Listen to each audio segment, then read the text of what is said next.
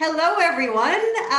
Welcome to our Calgary Marketing Association first webinar of the fall series. My name is Jan. I am with the Calgary Marketing Association, and of course, joining me here today is Mark Binkley. Welcome, Mark.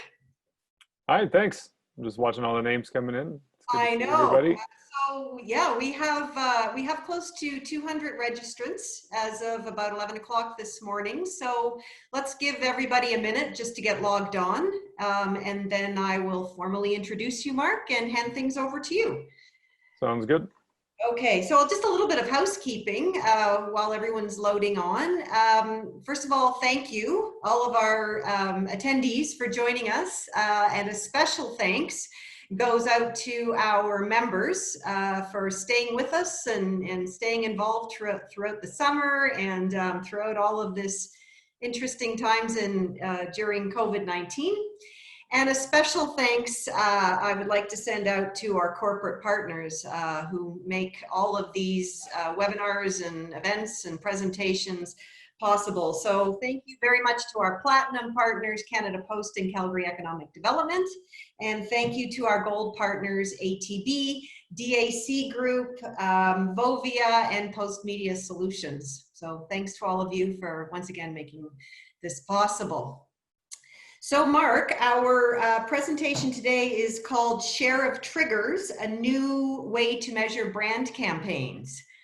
And I think what I'll do now is just read your bio and then hand the controls over to you. Thanks. All right, so your official title is Managing Director and Director of Digital Marketing Strategy at Anstice Communications.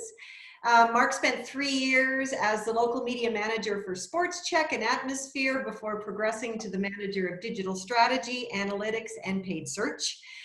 He played a pivotal role in furthering the Canadian Tire initiative of digitalizing the retail shopping experience, mapping customer journeys, leading real-time marketing campaigns, developing content marketing strategies, initiating the data science program, designing attribution models, media mix tests, and linking digital ads to both offline and online sales.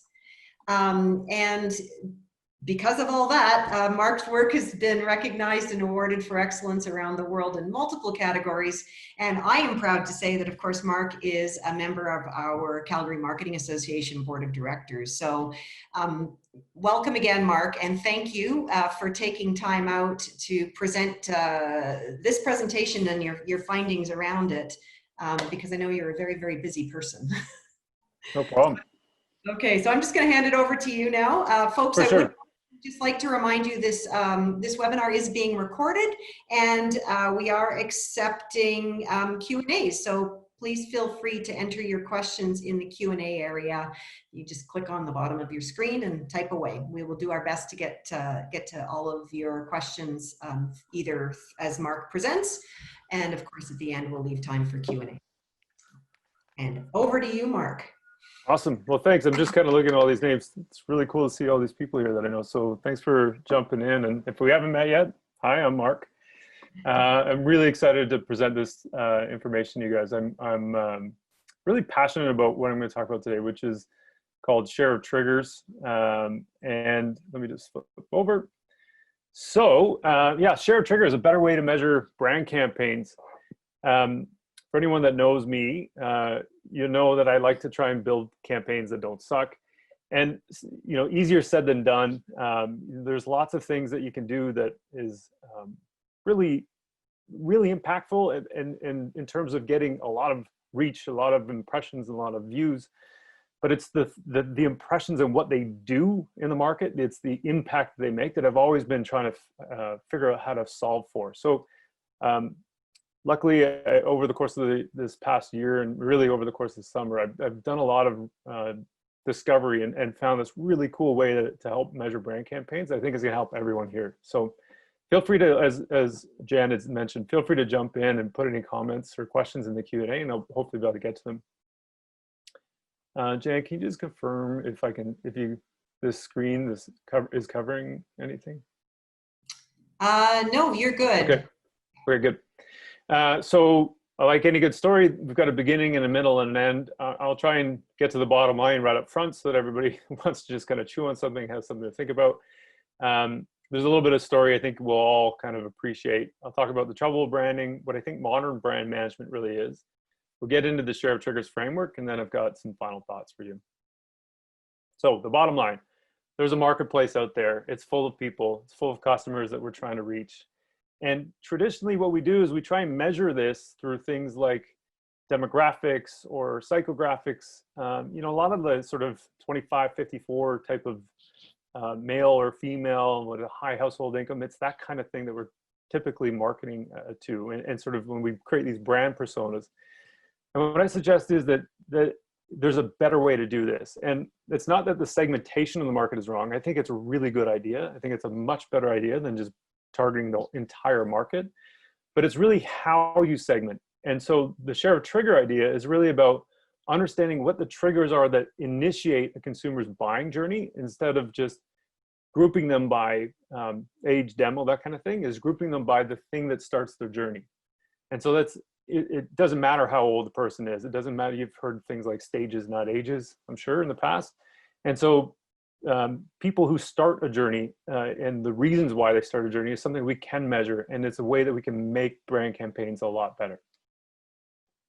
So let me start by giving you a bit of a short story. And I think you're probably going to have some sympathy or empathy with this story. So we're getting really close to the beginning of the year. Probably a whole bunch of you are going through marketing planning sessions right now, talking about 2021 planning. You know, budgets is a big conversation, you know, aligning projects and all that kind of stuff. And there's generally a lot of excitement at this time of the year, because you're kind of thinking forward, you're thinking to the future. And, you know, as we get into the new year, there's a sort of sense of optimism. You know, we've got all these things lined up, and we're going to do this in January and this in February, or this in week 68 or sorry, 46, or whatever the thing is in the year. And we've aligned everybody to these sort of ideals. Now, what happens typically is once you hit the new year, you end up having this sort of facepalm moment where you're like, what happened? We had this all perfectly planned out. And then inevitably something, you know, you don't hit sales targets. So-and-so executive says, no, we've got to do a special project. I need money from the marketing department to put into this project.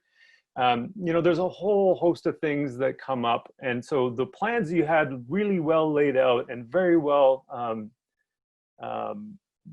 prescribed for the course of the year end up getting changed, which ultimately isn't a bad thing. It's something we could think about. But there's one thing that often happens, and you may have seen this, when there is a cut or when there is a shift, there's a place that people look for when they're trying to take budget. And it typically is in the things that they can't count. And brand campaigns and sometimes research fall into that category. And ultimately what I think people are looking for is, you know, tell me what things are going to drive an ROI for the business. And then let's talk about saving those budgets and saving those activations. And anything that doesn't prove an ROI ends up getting cut. And so what we quickly realize is that budgets are not infinite. In fact, we have a very limited amount of budget. And ultimately what we're trying to do is build campaigns that are going to actually create an impact. And for brand campaigns specifically, if we believe that it's going to drive long-term growth, then we need a language, and we need a framework, and we need some ideas around how to actually communicate that to everyone in a way that's believable. And if we don't, we often end up being labeled as the coloring department, which is really frustrating. It's really personally offensive to me, because I really believe in what marketing is and what it does, and creating market demand for businesses and products and services. And so, you know, being labeled that sort of coloring department it's a really frustrating thing. And so throughout my entire career, I've always been trying to find ways to help reposition branding and marketing. And so what I ultimately would really like to do is change the conversation from marketing being an expense to being an investment. Sorry, I'm just gonna grab a glass of water.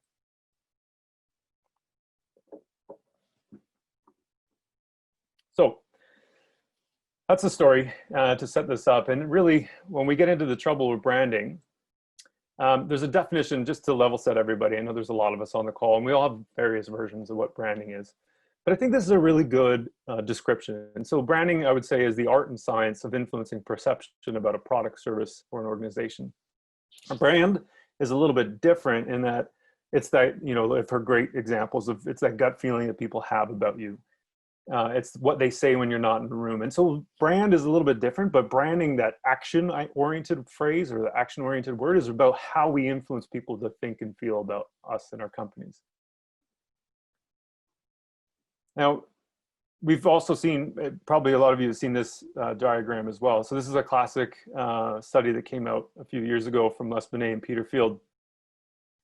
And basically what they're saying is that there's really kind of two types of activations or campaigns that they've been able to record. There's one which is labeled as short-termism or short-term activations, which is those campaigns that you see all the time. It's the discount, it's the promo, it's the BOGO, it's those kinds of types of activations. And that's the yellow lines there. And there's a general growing trend over time that more and more companies are heading towards these short-term activations, because really they work. I mean, they drive short-term sales. When you're trying to hit comps today, or you're trying to hit your sales targets this month, or you're trying to reach the quarterly targets, you know, or the year, these types of campaigns that incentivize the action, which is the purchase often that we're looking for, you know, providing a discount, decreasing friction by making it easier and seamless to sort of make that purchase, so you don't have to think a lot about it. Reduces our profits, but also drives the bottom line. And so often that's what the thing is that we default to. Brand campaigns, on the other hand, is that orange line. And we all believe that this is the kind of thing that drives growth, sustainable long-term growth, and differentiates companies. And that is all true. But the time scales that they work on are totally different. And that's a big challenge with brand campaigns, is that you're looking at 6, 12, 18 months instead of the 6, 12, 18 hours that everybody wants to see there's returns in. So, you know, like we see this type of thing all the time where it's so easy to think, okay, we'll put stimulus in the market and we'll see the cash register ring or whatever the result is that you're looking for. And we know that it's not that simple, especially when you get into digital, even in e-com scenarios where you've got, you know, a direct line of view in terms of where people purchase and how much they purchase. But even at that, I know one of my friends is on the call, Nav, we used to work together. He was at Facebook, and that was like always a conversation that we had where Facebook doesn't like to share data with Google, and Google doesn't like to share data with Facebook. And so you run into these situations of, well, who gets the credit? And so even in the scenario of an online purchase, it's really difficult to like see into that black box to really understand what it is that's driving that action, you know, even right back to the beginning. Throughout this presentation, I'm going to refer to McDonald's just to use as an example. And there's a lot of reasons for it. I'm not a huge McDonald's fan by any stretch. I can't even remember the last time I ate McDonald's, but it's just a brand that everybody knows and has had some kind of experience with. And really, there's a lot of data as well that's available publicly with McDonald's. So I'm just going to use them as a frame of reference, but this really applies to all companies, big and small, and we can talk about that. And if that's any question that somebody has, then I'm happy to answer that. When we talk about branding, again, going back to the trouble branding, we often talk about this idea of like there's a category, in this case McDonald's, it's fast food restaurants or quick service restaurants, and then the brand. And so the idea there is really around trying to differentiate and dominate in that category. So we want to own the fast food restaurant, or we want to own the phone market, we want to own the car market. And so, you know, we use metrics like awareness and consideration and intent to try and measure the lift that we get from these brand campaigns in those particular categories. You know, awareness, this is a really, really typical campaign question or a brand lift question that you would get. So have you heard of McDonald's? But you could use any company or brand here. Have you heard of company X, or have you heard of service Y, or whatever the thing is? And so we measure and track that over time. And as you know, in a graph like that, you feel really good about it because it's going up and to the right. Consideration, how likely are you to consider McDonald's when you're choosing your next restaurant? And the same thing with intent. How likely are you to purchase McDonald's in the next 30 days? And so there's nothing wrong with these questions. They're really good. It kind of gives you a scope of the things that are happening in the market, but it's not very specific and it's not very actionable, other than to say, well, we're trying to actually just max out our awareness or max out our consideration or max out our intent, but it doesn't really give you much more than that. You see some of this, you know, when you present these kind of findings in an executive table, a boardroom table, and you find, you know, there's this person, you're looking at this, well, in this particular case, there's this guy here saying, I don't see a brand of pickle relish anywhere. And this guy going, this is impossible. This is a brand loyalist, but inside the customer's head, there's actually nothing there that references the brand of pickle relish that they've been advertising for so long. And what that suggests to me is that, you know, it's pretty accurate, I think, in a lot of ways, and that people, and particularly our customers, think of a lot of things. They don't think in terms of categories. They think in terms of like need states. And there's memories that they associate with particular need states. And really, when I get into share triggers, that's what I'm trying to talk about. Is it's not about blanket brand awareness. It's about being linked to a particular need state. Again, the trouble with branding. So there's this guy. He's super famous, even though you may not recognize him. He's probably one of the most famous people in the world. If it was live, I'd say, anybody know who this is? But I'll just say, anyone know who this is? So this is Elias St. Elmo Lewis, if you hadn't guessed. But he's the guy that literally invented the sales and marketing funnel that we all use and we all talk about. So literally in 1898, he came up with this framework or this model for how people go through their purchase journeys. So awareness, interest, decision, action, you know, top of mind awareness, bottom of the funnel, all those kinds of languages that we use all the time. Literally, it's from a model that was built over 100 years ago. And it's been super helpful, but like all models, it's wrong, but it's super useful. And so, but part of that is really shaped how we think. And so when we measure awareness, consideration, intent, those brand lift metrics, it's really around because of the sales and marketing funnel. We're trying to measure the sort of the breadth of the awareness funnel. We're trying to measure all the people that are in consideration and then quantify with the intent section what the next 30, 69 days would look like in terms of the potential market impact. You know, when we talk about that, first we shape our tools and thereafter our tools shape us, you know, that sales and marketing funnel really has shaped us as marketers in the way we think often. Fast forward 111 years, it's funny to say that out loud, but McKinsey and Company comes out with this consumer decision journey, which I'm sure you're all familiar with. But it really ties up nicely to the brand, the sales and marketing funnel, because this initial consideration set is almost exactly the same thing as the awareness section. Active evaluation phase, that's really a lot of like the intent and decision. And then the moment of purchase is really that action point.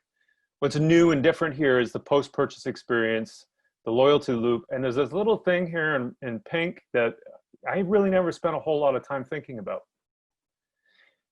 And again, when we talk about sort of the way that we measure brand campaigns, it really fits nicely. Like there's a really seamless transition going from the sales and marketing funnel to the consumer decision journey. And so we just naturally apply our brand lift metrics to this, and it fits really well. And it's really simple to kind of keep our conversation around how we build marketing and brand campaigns going.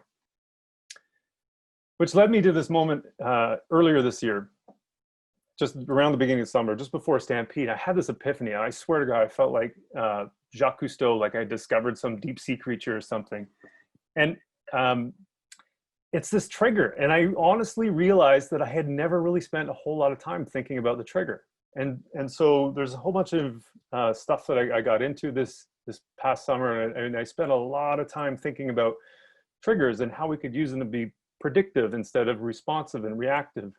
How we could use them to help us measure and how we could help them understand our customers better. So when we go back to that idea around tools shape us, I just want to show you this and play a little game with you. So the goal here is to look and count at how many times the team in white shirts passes the ball. So if you know, don't tell anybody else because this is a really fun thing.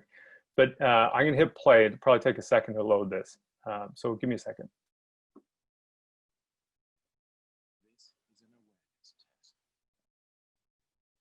Okay, so the thing is you're going to count the number of times the team with the white shirts passes the ball to each other.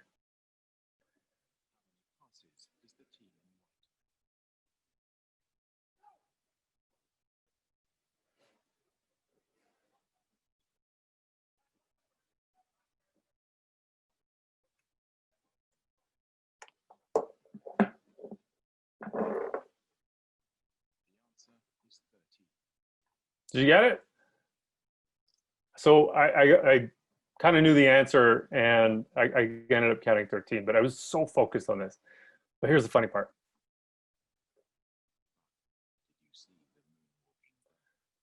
Okay, so this is the part where I knew this was happening. I knew there was a moonwalking bear, and I didn't see him at all when I did this.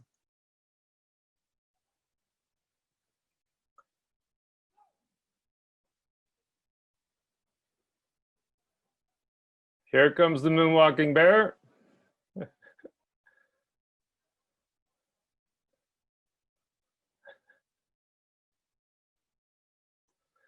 So this is a really good example. There's a classic example that's used a lot in psychology. And the whole point there is that if you're not looking for something, or if you're so fixated on another thing, you sometimes miss the things that are right in front of you. And that's how I felt about triggers. And I think, so when we talk about triggers, it's really this event or a circumstance that's the cause of a particular action or process. In other words, it's really the thing that starts a consumer's journey to down their path to purchase. And that doesn't matter how old they are. It doesn't matter what their age is. I mean, that's maybe some influence, but really there's a real need that somebody has that starts their journey. And that's the thing that I think is really important. The other thing that I had measured or realized is that I had been looking at this as two-dimensional. So the consumer decision journey, I looked at it as a static thing that's 2D. And what I realized is that there wasn't just one person making a journey to purchase. There's a lot of people, and all of those people have different reasons to start that journey. And so the market isn't one person, it isn't one particular group. It isn't a 25 to 54-year-old female. It isn't a 18 to 32-year-old guy. It's really a whole bunch. It's made up of a whole bunch of triggers that start people down their path to purchase. And the cool part is we can actually measure that, going back to what I had started at the beginning. What's even cooler is that there's a ton of research around this. There's so much data science and behavioral science and all kinds of information that you can get into that talk about this. Now, share a trigger I'm using that because of the consumer decision journey and the language there that triggers how McKinsey described it. But the Ehrenberg Bass Institute and some of the work they've done, they've published a lot of stuff around category entry points. So if you think about, another analogy would be there's a beachhead and you want to land on that beachhead. It's all those individual landing points on the beachhead that we're talking about. And so, I got even more excited going into all this science because it's not something I'm making up, which is even better. Like there's a ton of great information and research around this. And so the idea here is that rather than spending on brand awareness, just broad general brand awareness, our goal in my mind is to build memory links to the triggers with the highest growth potential. And so by doing that, it allows us to change the conversations that we have in the boardrooms to when we're trying to figure out how to defend and make a case for our budgets. So modern brand management then, what does that look like? I think in the past, it's really been around sort of building general awareness, putting a campaign, putting it on TV, buying mostly GRPs you can. Fast forward a few years, it's building a campaign, building creative, buying as many views as you can, that kind of thing, or impressions and all that. And so ultimately, I think that's wrong now, especially when you've got finite budgets, when you're expected to deliver a return. I think that it's great that we are expected to deliver a return because we're trying to be more scientific, more impactful with the money and the investments that we have. And so rather than sort of trying to throw a net over the entire ocean, what I'm suggesting again is that we be more specific, that we order the colors a little bit more. We put a more structure to that coloring department that we were in before. These things are not new, being customer centric, being data driven, being measurable, being repeatable. But I think that is even more true and more important for brand campaigns because they occupy such a big portion of our budget. And our investments and our resources, that it's really important that we consider how to do that, these four things with brand campaigns. So if we were to go down this path, I started thinking, well, what are the right things that we would need to do to create a framework around this? So it would have to be easy to track is the first thing. We'd have to be able to better diagnose growth opportunities within the market. We'd have to be able to reduce wasted spend and improve budget efficiency. We'd have to really try and find a way that would help us diagnose what kind of creative is going to have the most impact. And then we'd also really want to try and find a way that we can connect the brand marketing to specific measurable ROIs. And so I thought if we can do those things, if we can create a framework around how manage and build brand campaigns, then it's a lot more like, throwing a really strong punch. I took boxing for a little while and I have a soft head, so I didn't actually spar with people, except on occasion, accidentally you get punched. But when you know how to throw a punch, man, does it really hurt. And so you can throw, if we do and use these tools to allow us to better focus our energy and our efforts on making a significant impact, we can really do that for the businesses that we work in. And so I think the modern version of brand management is really around building and managing memory links between profitable triggers and our product, services, and organizations. So it's not that broad scope campaign.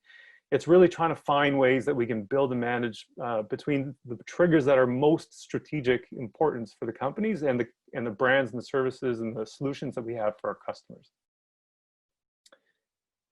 When we look at some of the science that's out there, we talked about categories in the past, and really this is an example of how McDonald's associative network works. So awareness overall doesn't come from McDonald's being broadly aware. It comes from them owning and refreshing the memory links between these specific categories. And this is the way that people think about it. And when you think back to that cartoon we saw before with the pickle stuff, I mean, people have needs. There's kids' family fun. There's a social involvement. There's a service aspect, clean, fast, convenient. There's value. They're looking at the actual meals. Like, it's not even sometimes just the meals that people pick. The products that are available, the brands. And so all those things are things that the modern brand manager has to actually build and refresh memory links to. And so if you can do that in a way that's powerful and impactful, and you can allocate the resources to the places that matter most, then you'll build this sort of broad general awareness. But it's not, you don't go from broad to being specific. You have to go from specific to being broad. So, it's just if perfect world, you would have 100% market share of your brand, where you have all the triggers mapped out, and you could look at how your brand links to each one of those triggers, and you could measure that easily over time. I'll get into that in a second. But let me get into the trigger framework. And I know the marketplace, again, I'm using McDonald's just as an example, but the marketplace is much more complicated than what I'm going to show you here. But that's where a lot of the research and some of the work that companies like ours and other people out there would do, and that's where they can help guide you. Again, let's take a look at the market overall. If we were to take all the people in the market, we could then survey them and say, okay, what are the most common reasons that you choose a fast food restaurant? After doing our survey, we found 35% of the people that we surveyed, again, this is not real data, this is just illustrative to make the point, but we found that 35% of the people said that they were hungry and they wanted a burger. 24% said they were hungry and they needed something fast and they delivered. 12% said they were hungry, they need some greasy breakfast. 10% that they're on the road, they just wanted to trust what they're getting. 8% said they needed a place to entertain the kids. 7% said they needed to pick me up and they wanted some coffee. And then the last bit just said they had a sweet craving and they wanted a treat. So what does that do for us? Well, nothing really, until you start realizing that you can have this conversation within the executive room or the board table or within your marketing team, and say, well, what are the triggers that are most important for us? Strategically speaking, in the case of McDonald's, let's say we're all on the same team. We just came out of a meeting. We said, okay, well, for us right now, hungry and I want a burger, it makes a ton of sense because we have so many burgers on our menu. Like, that's what we serve. So let's figure out that part. And the second part, we say, well, hungry needs something fast and they deliver. That was actually a really important part for us too. Yeah, these other ones we don't feel are really strategic importance, and so we're going to ignore those for now. But this is great. So we've got triggers identified, and we've got a strategic priority that's identified. Similar to the other studies, we can start tracking this over time. So based on the strategic priorities, we said, okay, well, hungry, I want a burger. That's trigger number one. That's like huge importance for us. And there's some variability quarter over quarter, but relatively, it's very stable. And so, the market this year, at least, has really said that that's the number one trigger in the market. So, for us, really important to put some priority and energy and consideration there. The second one, and I put this in here intentionally because of COVID, but you could see that in this particular case, you may be able to measure market for sure you'd be able to measure market changes because of things like the environment. So COVID happens in March. In this particular case, we see this massive spike that for fast food, and they deliver specifically. So we can look at that and go, okay, well, that's really interesting. That's a huge growing opportunity for us. But that's not necessarily the end of the story. It's just really like a bit of a diagnosis as to where we should look and dig more deeper. That's not really great English, but you get what I'm saying. We can dig deeper. So with those two metrics, we can say that, yes, this is actually easy to track. It's a really simple thing to do. For any small business that may be listening, really it's the question that you ask, what brought you in today, to your store or your shop or your restaurant or whatever the case may be. If you just record that stuff over time, you can start understanding what those triggers are and build out that database. For everyone else that works at a larger organization, you can put those messages in the market and in the survey format, and you can get all this information. So it's really great because it's easy to track, and it will help diagnose growth opportunities like we found with that hungry and I want something fast. So the second part, though, is really super interesting because then you can compare to your own brand to the competitors. And so when you think about insert trigger here, which brand first comes to mind? And so again, we went back to the market and we said, okay, well, let's say for the first trigger, hungry and I want a burger. So we found that McDonald's was actually the #1 choice. Second and tied for second place was A&W and Burger King. So, okay, we could say a lot about that, but yay, we're #1. So that's great. And we can keep our eyes on their competitors in that case. In the other trigger category, we can look at McDonald's and find out, that we're in third place, that A&W actually has much more of the share of mind than we do with that particular trigger, and same thing with Burger King. And so we could look at that as, we know that it's an important trigger. We've decided it's a strategic priority. And when it comes to the brand link, we know we're in third. So that's a huge growth opportunity for us. So when we talk about building brand campaigns with this kind of data, then we can pinpoint on ways that we can reduce wasted spend, improve our budget efficiency. But then also when we're talking about creative impact, we know exactly what the messaging is that we want to drive home because we've identified it already. So it helps us guide sort of all the creative strategic briefs as well. And then through this, then you can build this really cool brand action plan. And so this brand action plan, we can look at it based on the trigger, which is on the left-hand side, the CDJ stage. We can look at all known triggers that initiate products decisions, and I summarize it just to the two that were most important here. But hungry, I want a burger, and hungry, I need something fast, and they deliver. We know that the share of trigger in Q3 was 35% for the first one, 24% the second one. We know that we're lagging. It's a really big opportunity for us on the second category, the fast and they deliver. And in both cases, we knew that the business priority is very high. So for the action plan then going into Q4, and this is just quarterly, but you could look at this as a semi-annual or an annual, depending on how often you want to run these surveys. We can build out this plan around, well, let's maintain that for the burger one. We're doing really well. We're the top choice. We don't want to come off the gas entirely because, we don't want to lose ground to the competitors, but we don't have to increase our spend there either. On the second category, we know that it's a growing category from a share of trigger point of view, and that we can then, and we're in third place in terms of like the top choice. And so we can then start building creative in day party media to make sure that people know as they go into breakfast or they go into lunch or they go into dinner, that those are really important times when people are making decisions, and we can target our media specifically with real creative that's going to address that need state, and with the timing and the platforms that are going to make a difference. And so with that, then we're also able to connect the brand marketing to measurable ROI because we're trying to drive penetration within the market. It's not just about broad awareness at this point. It's specifically about a particular goal in mind. So I have a few final thoughts, and then we can get into some Q&A, and I hope if anybody's got any questions, feel free to fire away. But really shared triggers in my mind is a really important way to think about investing in market penetration. It's not just about brand awareness in totality. It's about being specific about where there's opportunities and driving growth there, customer acquisition. There's this great quote from David Ogilvy. And so I really enjoyed reading this quote, and it just fit perfectly with the share of triggers idea, and that a good advertisement can be thought of as a radar sweep, hunting new prospects as they come into market. Get a good radar and keep it sweeping.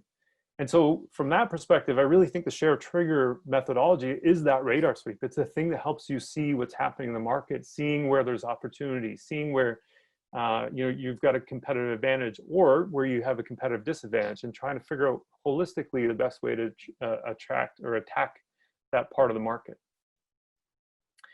And finally, really my big goal, my big vision here for pretty much everything I do is to help people in marketing, from the CMO right down to the project coordinator, with frameworks or ideas and data, insights and language, and ultimately the confidence to be able to defend budgets and provide really helpful information to their companies so that they can help those companies grow. And maybe, even just maybe, throw a little less shit against the wall than what we've been doing in the past. And I think if we can do that, then what we're ultimately doing is helping transform marketing from being that expense center into an investment center and driving business growth. And with that, I think I'm done. So thank you.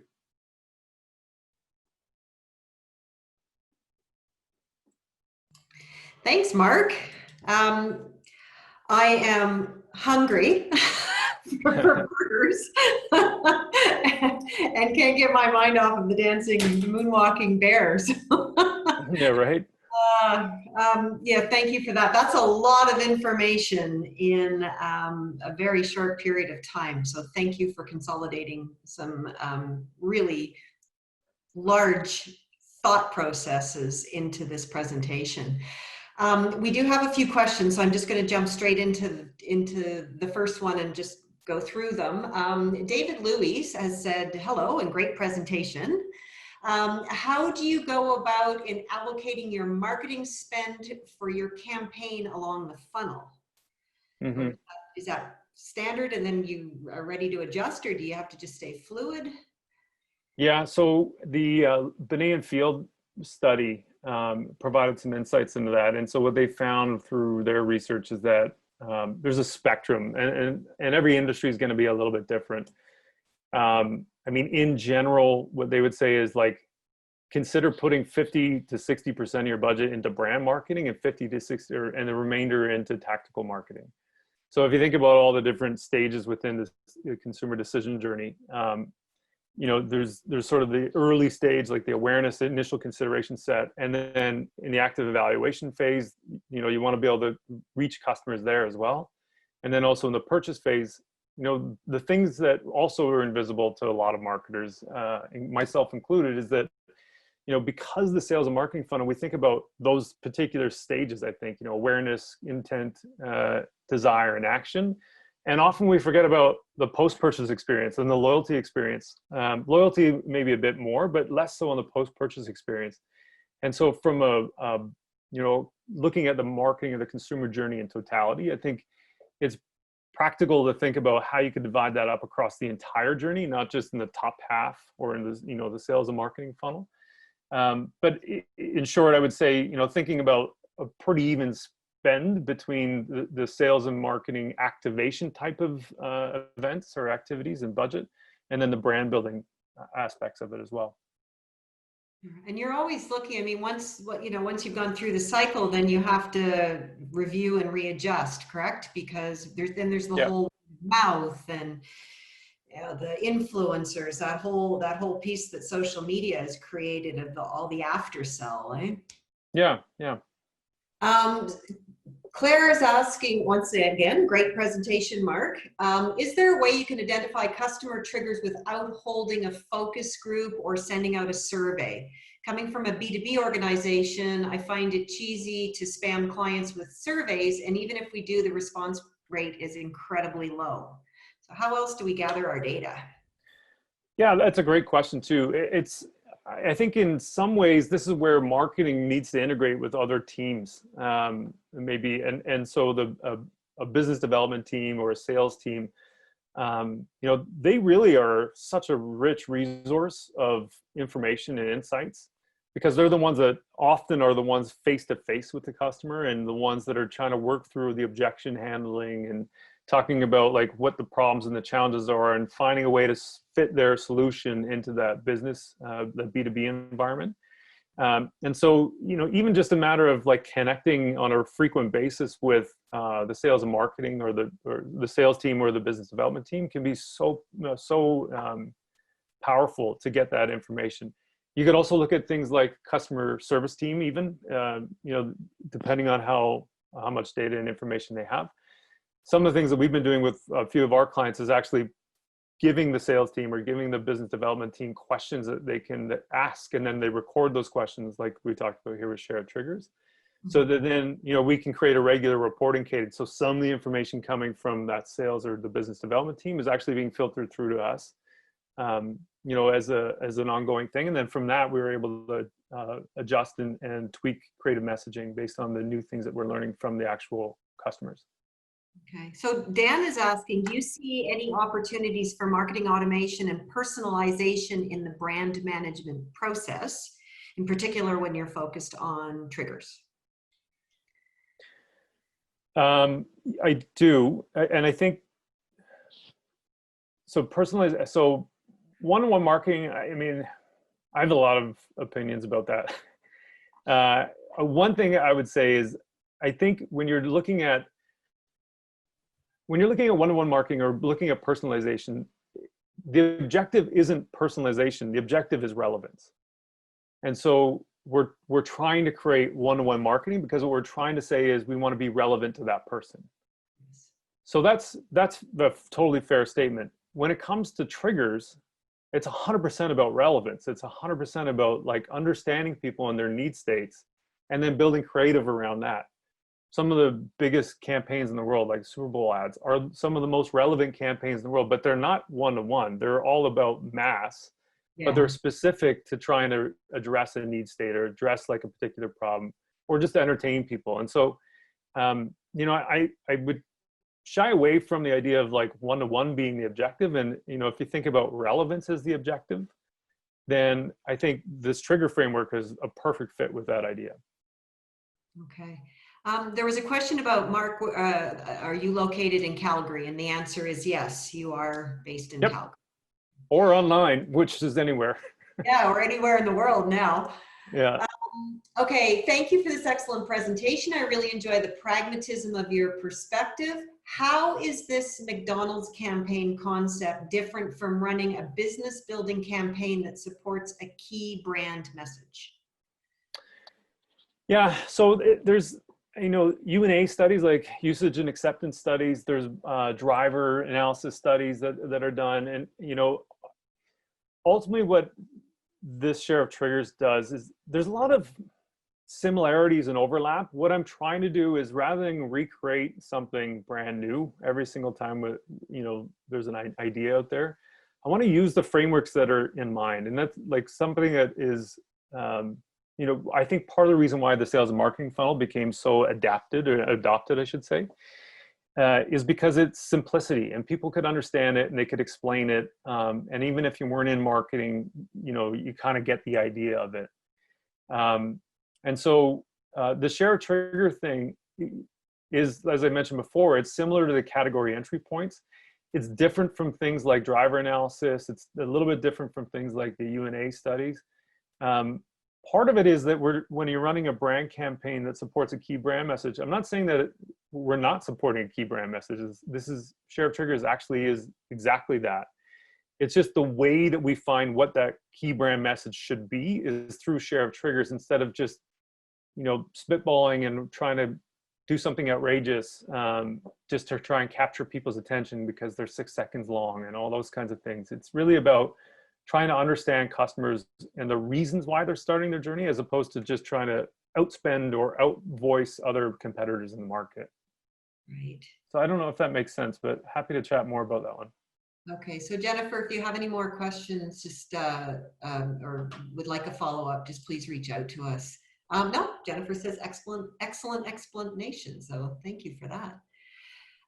We don't have any more questions coming up right now from our audience. So I have a question around, so is this, this is very new, your concept. You came up with it in July, right? I mean, it's been Well, ruminating. Have you been using this? Have you been presenting this to your clients? And if so, are they catching on quickly, or is it going to take like a bit of adjustment, you know, in thought processes? And we've been talking a lot about culture over the last little while. Is this something more subtle, or does it actually require kind of a change, a bigger thought process change? well, so it's new to me, but it's one of those things where I was like, "Holy cow, this has been here forever!" Like this giant squid in the ocean. Like, it's The not, it's not new. Yeah, bear.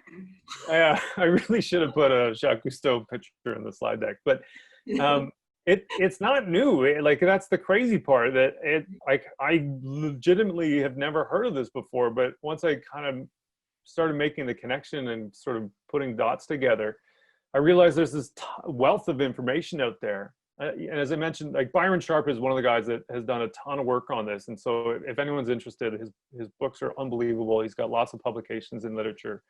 I don't mean like fiction literature. I mean like academic research and stuff like that. There's tons of really, really great stuff there. And it's a very rich history within this sort of field of science. And so, as I said, it's new to me. And when I've been talking about it with clients, I mean, once I've figured out a way to explain it, that was somewhat hopefully understandable, like you guys heard today. I find the clients are super receptive to it, and I get really excited about it because rather than saying let's build a brand campaign and because we want to get more awareness, there's a reason why, and I can tell them you're not just investing in broad awareness, you're investing in like a specific thing, and we're going to try and drive action this way, and we can measure that down the line. When we talk about what kinds of clients we're getting, what are they asking for, what are the uses that they're using your product for. And so for a lot of clients, they've been really excited about it because I think for them, there's a bit of a light bulb moment as well. Right. So one of the statements that you made, which I wrote down, the path to purchase is made up of a whole bunch of triggers. Will the triggers change?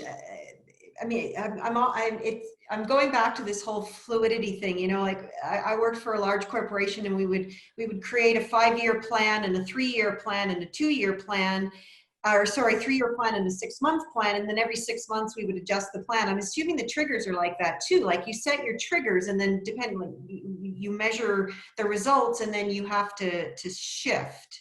Mm-hmm. Yeah, 100%. I mean, and that's part of the idea about that radar sweep too that Ogilvy had talked about, where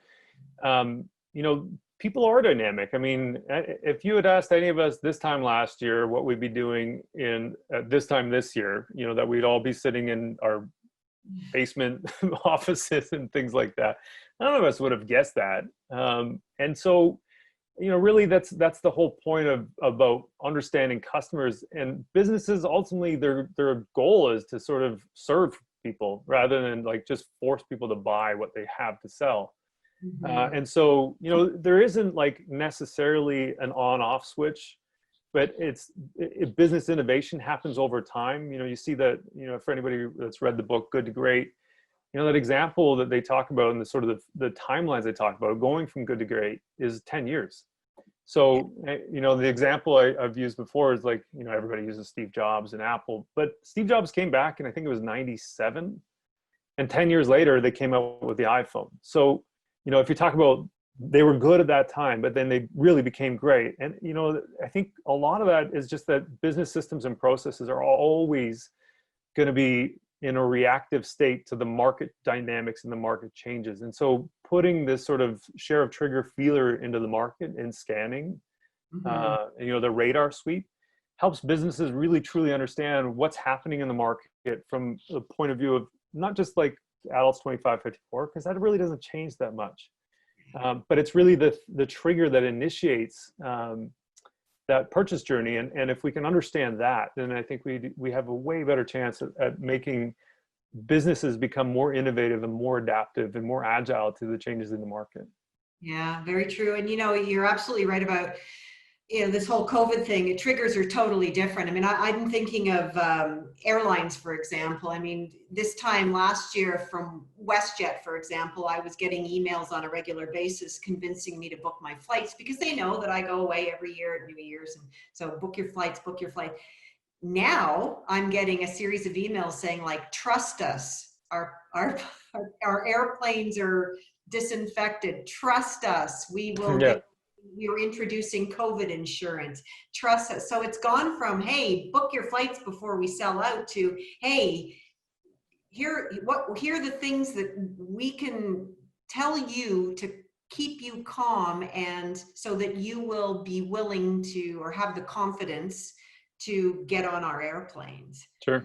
Always shifting, always Yeah, shifting. for sure. Okay, Totally. so we have a couple of minutes left. If anybody else has a final question or comment that they would like to share, please type them out. Otherwise, like I said, a few minutes left. Any last words? Any thoughts, Mark? No, I mean, I don't know if you can do this, but if anybody that's still on, if you can flip it to gallery view and have everyone chat, then happy to Yeah, I can't do talk. that because it's a webinar versus Oh, a, I see. yeah, unfortunately. So, Okay, but no problem. Ada just said, awesome presentation. Thanks, Mark. So there we go. Awesome. Now like I said, this presentation is recorded. So all of you who registered, we will be sending a link to this on our YouTube channel out in the next, actually it won't be on our YouTube channel. It'll just be a link in the next, we always try to get it out within 24 hours. And then while I'm just waiting to see if we have any other questions come in, I'd love to just tell you about what else we have coming up. On September 29th, we have a gentleman named Greg White coming in to speak to our, like webinaring in to speak to us, coming into our homes. And he is going to be speaking about enhancing your e-commerce. And this is how to develop a communications to convince consumers to buy your product, and how shoppers shop is often misaligned. So they've had their aha moment, and Greg is going to kind of walk us through the principles behind how most of our purchase decisions are made, and why communication consistently is so important. So you'll be receiving emails about that, and you can also always go to our events page. We have not only our own CMA events, but we also have community events as well. And if you do have a webinar that you want to put on, please just go to our events page and fill out the form. And if it's a marketing related event, we will get that up for you. Also very excited, we did have for a little while, we were going to do a live event on October 22nd. We were going to have a panel of subject matter experts moderated by yours truly, Mark. The presentation was called Marketing Reboot, What's Next? But we have moved it online. So we will not be holding any live presentations for the rest of the year. But I'm really looking forward to this October 22nd panel, because we have Brad Perry, who's VP Marketing and Comm of Calgary Economic Development. We have Jeff Lowe, who's the EVP, Chief Marketing Officer and Chief Human Resource Officer of Smart Technologies. We have John Pieri, VP of Marketing Brand at ATB, and we have Tanis Gaffney, VP Destination and Promotion at Travel Alberta. So these subject matter experts are going to share what it is that they have been going through, you know, when everyone started to hear about this in January, and their lives. Like, these are examples of folks within organizations whose lives have changed so drastically as far as where we're going, and how, where marketing is, and how, you know, the word pivot keeps coming up, but how priorities have had to change through this COVID. And then hopefully be able to talk a little bit about what's coming next. Our goal is to bring to you a webinar every 2 weeks. So we are working on some fantastic subject matter experts. We'll have October solidified, I think, in the next week. And then we're even into November now. It looks like we're going to have Hilton Barber, speaking on November 10th, and Jeff Lowe will be coming in to talk a little bit with Hilton about that. I think we're going to have someone from Canada Post coming in November to talk about their marketing and how to balance out convincing people to use your product when you are having a real tough time getting that product processed and out to the last mile. So lots and lots of, like I said, relevant. We're always looking for relevant information, timely information, and pieces of marketing intelligence that will be helpful to you, our marketing audience. Anything else to add, Mark, before we sign off, or can we bid everyone adieu and hopefully see? Yeah, no. If anyone's got any questions, feel free to reach out on LinkedIn mostly and email. So feel free to connect. Yep, and you can find us also, you can find Mark on our website because he's on our board of directors. So once again, just head on back to the CMA website, look at our board of directors page.